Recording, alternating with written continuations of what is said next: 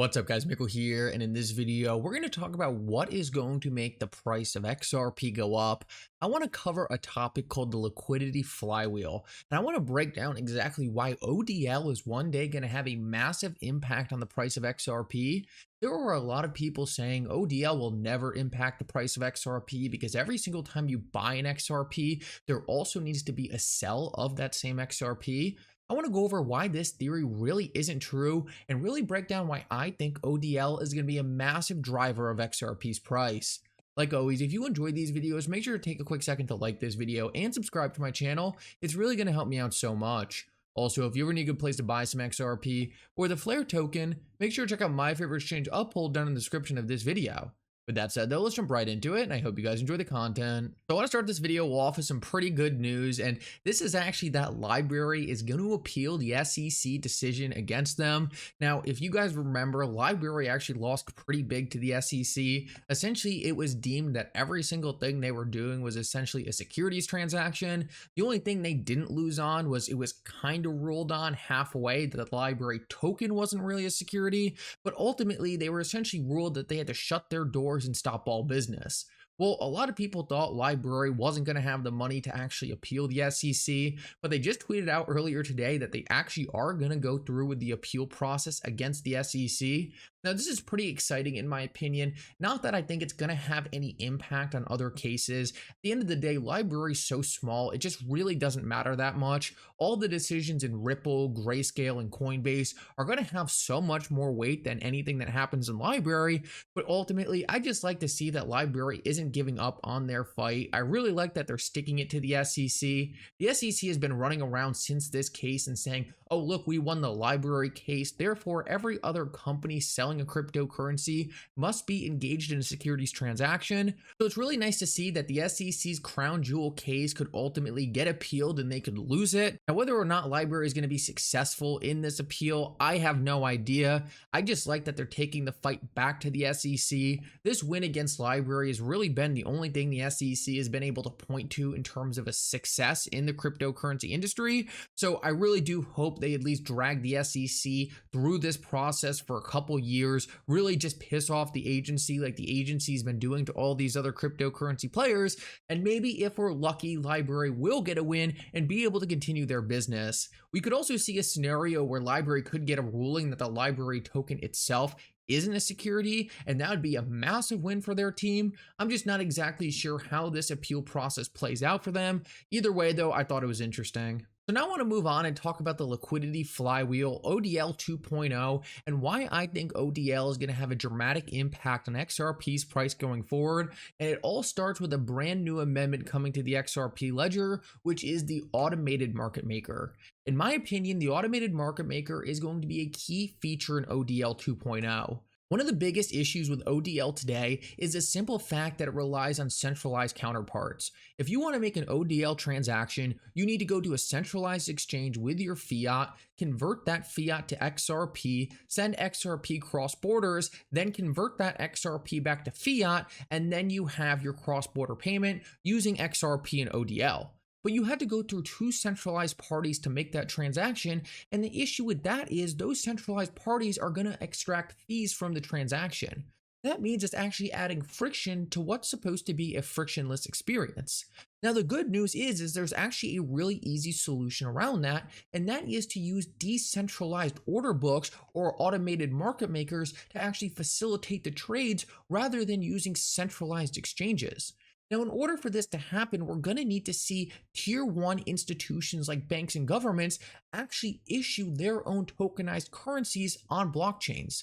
That way, rather than one of these institutions having to go to a centralized exchange and convert their fiat to XRP back to fiat, they can just go from their digital representation of their currency directly to XRP through a DEX and then back to another digital representation of a different currency through the DEX. Now, this process is going to have minimum fees, maybe pennies on the dollar, while a centralized exchange could take up to $10 to $15 on every trade. So being able to take out these centralized players is going to be massive for building out the ODL product in a more efficient way. In my opinion, the AMM, or the automated market maker, is going to play a critical role in facilitating these trades. Now, I actually want to play you a clip from Mickey B. Fresh. He's one of the best researchers in this space, actually talking about how locking up this XRP is going to create a liquidity flywheel. And what he talks about here is a little high level. So I just want to play you guys the clip and then break it down to really help you understand what he's talking about. But I think it's really going to help you wrap your head around how this automated market system is going to lock up a ton of XRP and ultimately lead to the increase in the price. Listen up to this. But you know what puts upward pressure? Demand. Demand for the asset. And as more people provide liquidity, the price will go up. And we're going to take a look now, and this is going to be a lot thrown at you in one video, but I'm going to break this down over next couple of weeks, next couple of days really, in further detail. And we're going to look at the liquidity flywheel. And the liquidity flywheel is something that I find the perfect example of what will give you a visual of how this is going to work. I'm sure many of you will get this. Some of you, it might go over the top of your head, but stick with me here. So volume through the pools means increased fees, which means increased liquidity provider returns. Now there's a continuous auction mechanism, and since the XRP ledger, it's at a network layer, the arbitrageurs will be paying for the rights. So that's additional revenue. That drives up liquidity returns, right? Which means deeper liquidity because more people now come into the pool. Drives liquidity deeper. And what does that do? Drives slippage down. Slippage goes down, volume goes up. And then volume goes up means the fees go up. Fees go up, liquidity providers make more. And round we go. That's the liquidity flywheel. That is what is going to drive the value of XRP up. So if you understood that, well, that's great, but I want to break it down a little simpler because I know that can be a little confusing. Essentially, what is going to happen? In order to facilitate trades all around the world and move money, you are going to have pools of XRP for trades to go through. Just imagine if you were constantly making a trade, the United States dollar to the euro. You're not going to want to have 0 XRP in the middle of that trade and having to pre-fund that pool every single time you need a trade. It makes a lot more sense to just have a ton of XRP sitting in there, or at least a minimum amount, so that if you want a trade to go through, there is XRP ready there to be utilized. What this is saying is the more demand you actually have for facilitating these trades, the more XRP you are going to need in these pools to actually make sure you constantly have liquidity to send a trade through. And the more we have these decentralized exchanges actually operating as a facilitator in these trades, the more of these liquidity pools you are going to need all around the world. Ripple is pivoting to using these liquidity pools to facilitate these trades because it makes their ODL experience more efficient and faster. So what we're going to see is a massive demand for XRP to actually fill up these liquidity pools. Now, this isn't the most technical way to look at it, but it's the easiest way to wrap your head around why there's going to be a lot more demand in this scenario of ODL 2.0. You are going to want to have pools of liquidity that anyone can use or draw off of. You want XRP to always be available, so if you're an institution always facilitating a transaction, you always have your XRP there. You don't want to be in a scenario where you have to run out and find XRP to facilitate a trade. It makes so much more sense to have pools of XRP all over the place that anyone can go in and out of to facilitate each trade.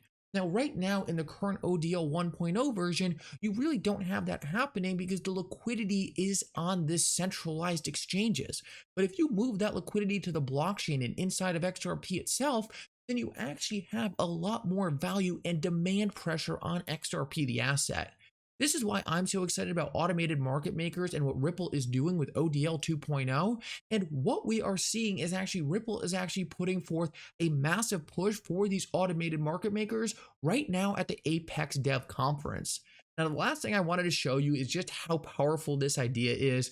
Earlier today, I saw that JP Morgan is developing a blockchain-based digital deposit token to speed up cross-border payments. And does this make me worried that JP Morgan is going to steal all Ripple's business? JP Morgan is going to out-innovate Ripple? No, not at all. People said the same exact thing when Tesla was making their electric cars. Oh, Ford's going to catch them. Oh, this other motor company is going to catch them.